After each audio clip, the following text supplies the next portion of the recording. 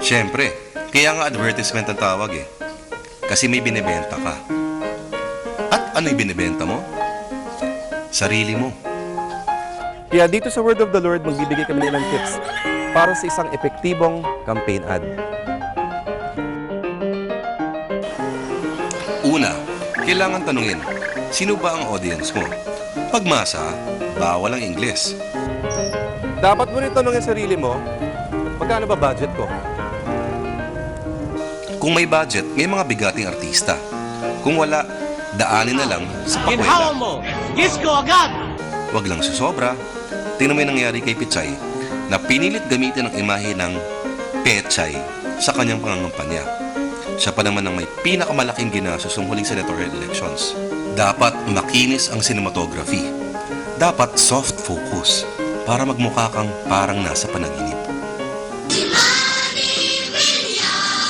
Dapat may kanta na sobrang catchy, sobrang lagkit, sobrang kwela ng lyrics at melody.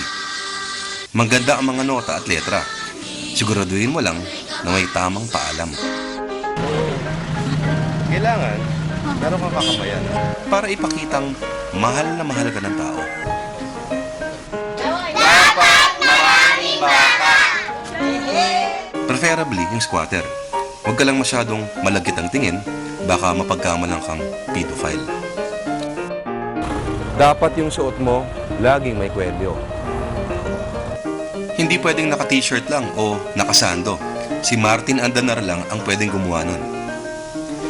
Dapat nakangiti. Hindi pwedeng nakasimangot o nakakasindak.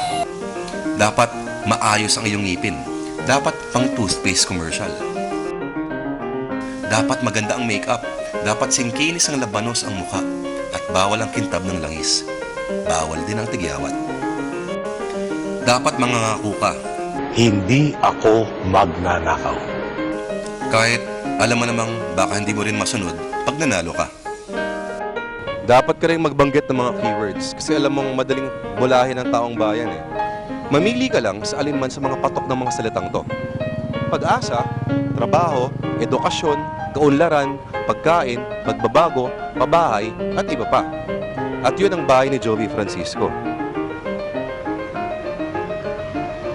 Dapat may slogan. Dapat yung naaalala.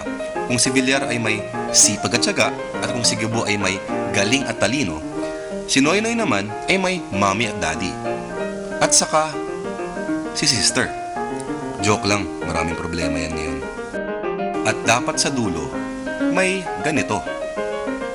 Dapat friends. Kahit alam nating lahat kung sino naman talaga ang nagbabayad nito mga to. Kung di ka sikat, kung wala ka talagang kadating-dating at wala kang budget, siguro magpadirect ka na lang sa kanya.